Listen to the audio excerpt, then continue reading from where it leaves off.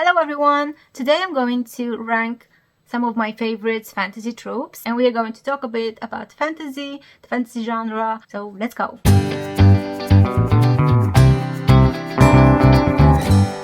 This is my bow and arrow, but my arrows have seen too many battles and they don't have much feathers left. So I made my own list with some of the most popular tropes. There's so many, okay, I just chose a few. I have 5 tiers, which are superb, which is tropes I usually love in 90% of the time. Just the existence of this trope will make me like the story. Then there are those I usually love and enjoy a lot. And then there's the it's okay, which are like tropes that are maybe not my favorite, but still if they're done well, I will like them. Meh, it's things I'm not very interested in, or I'm just like tired of seeing all over again. And the final one, the sleeping one, like the z, it's just things I find boring. But of course, each of these tropes can be done poorly or done great. Let's start with the chosen one. The chosen one is, I think it's okay. I think this trope is interesting. It's just that it's so overdone and it's like very classic trope, and we have seen it many times. I love a lot of stories who have this trope. The thing is, it really depends how it is done. Like if somebody's like the chosen one, what is making him special? What kind of problems will he face in this fantasy world? If he's overpowered and everything works out for him, obviously it's boring. But if him being the chosen one presents a very interesting conflict, then the stories will be good, you know? So I don't think it's that overdone that I would avoid it. Like if I pick a book with this trope, I will be just expecting it to be done a bit more interestingly. Then we have shape-shifting. What I mean with this is like when in the fantasy world you have characters who can, I don't know, turn into dragons or birds or monsters, or you know, just change their shape. Happens mostly in maybe in paranormal, like with werewolves, but it could happen also in the fantasy world. Like he can be, I don't know, some kind of mythical creature. I find this to be interesting and maybe not so overdone, or maybe I haven't encountered it so oftenly. Is mostly used in romance to make the guy more interesting, like, oh, he can turn into a dragon or he can turn into a werewolf or whatever. And I feel like it has more potential if this shape-shifting ability is used in a more creative ways. Yeah, I feel like it's okay. It's interesting possibility for a fantasy world to have a human or a wizard or anyone who can change who they are. I feel like back in the day when there were like the vampires could turn into bats, that was more common, but now this is not very oftenly seen, and I would like to see more of it. I think it has really potential. Then magical weapon, totally love it. What I mean by magical weapon, I mean like, for example, in the Stormlight Archive there is this sword that could talk, or the swords that appear and disappear and they're connected to some kind of power. Anyway, and I was thinking about how much I like these kind of things, like when you have some kind of a magical weapon that is not your typical sword, but it has some kind of magic to it, or a history to it, or maybe it even can talk or can change its shape. I just love magical weapons and magical items. It could be maybe not a sword, but a magic wand or stuff like that. It just gives the story extra feeling of magic. It's like when you have objects that can be a bit different, strange even. I like magical objects and magical weapons to be part of the story. It just, yeah, I love it. So talking animals, I'll put it in superb. I don't know, I love animals. And so I would always love talking animals. I know some people might think that's cheesy, but I love it. They don't have to like talk exactly or act exactly like people, but maybe they have telepathic way to communicate with people. I love the pet sidekick or something like that, or the dragon like Smoke. It depends on the story. Like if you wanted the dragon to be more scary, it's better he's not talking. But there's other stories where you have like some kind of Asian dragon who is super mean. I don't know, I just love talking animals because I like when animals have extra personality, and it's just fun. If you have a talking animal or a talking mythical creature, I would just immediately love it more. I mean, it just doesn't have to be cheesy, you know? This talking animal could be some kind of a demon or very terrible creature, you know. It's just fun. I love it. And then we have sinister places. What I mean by that is I love it when we have fantasy that has these worlds that are kind of ancient and maybe abandoned and falling apart. Like, they're very moody and atmospheric. I really, really love, and I'm gonna put this in superb, a place that is creepy in a fantasy world. You know, like a bit like a dystopia in fantasy world. Like, there was some great battle and there are like the bones of dragons around and the castle half destroyed and stuff like that. I love this kind of sinister, creepy settings. I love them in fantasy. I want more of that. I mean, I like the vibrant cities, but I like the broken cities even more because the history and the mystery, you know. So we come to ancient artifacts. It's a bit like the magical weapon, but not exactly, because the ancient artifact could be something that the characters need or they're looking for it, a lost ring, a lost key. I have a key here. Yeah, some kind of artifact, maybe a book. It's always cool when there's like a book of secrets or magic, whatever. All these kind of things, I love it. Yeah. And now we get to the Dark Lord. Oh, I love the Dark Lord. Come on.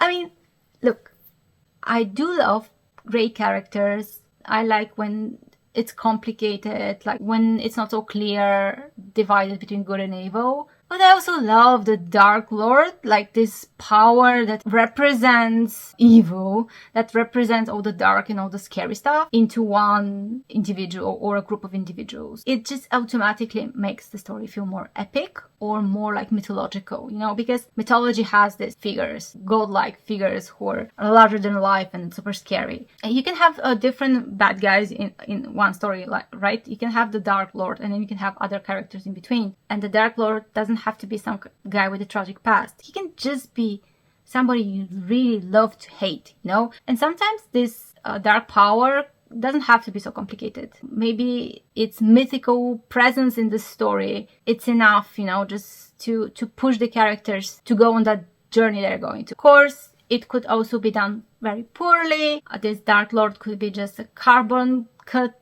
villain with a mustache. So I put it in superb because I like it. I think it's fun when you have these Dark Lords. But I admit that they could be done really poorly and it could be an excuse for lazy writing. But if the other part of the story is good, it's fine. But I feel like sometimes we don't have so many evil characters right now. Like, they're always complicated and actually they're so sympathetic. No, just give me one evil guy that he just enjoys killing and he gets thrown out of tower at the end or something. Next is Found Family, which is again superb. I'm just building my perfect fantasy. There's a found family going into sinister places to fight the Dark Lord, and they have a talking dragon. Oh wow. Isn't this such a cliche? But I like it. The found family, it's very common in fantasy because you usually have a group of characters fighting together and you can have a lot of misfits coming together, which actually connects to this unlikely allies, which I'm going to put in superb as well. I love it when you have people who are very different and who might not even become friends, but they have to work together. Maybe even one of the bad guys joins the good guys or vice versa, and it's just so good. I like that. So let's go quicker because I'm talking too much. So the quest. Okay, I love it. I like the idea of the quest. I like the journey. The base of the story could be very simple. They just go on a quest to fight the Dark Lord. And you can say, oh, this is a cliche. But I feel like there's so many ways to make this interesting. If you have interesting characters, if you have conflict between them, just the idea of it is interesting. Because you're going on a quest, which means you're going on a journey. You're going to visit different places. And you're going to have adventures. It's just an easy way to make an interesting fantasy story, because just the fact that you are going on an adventure, it's already kind of takes you out of your everyday life. It's already compelling enough, you know. It usually works for me. Magical creatures, again.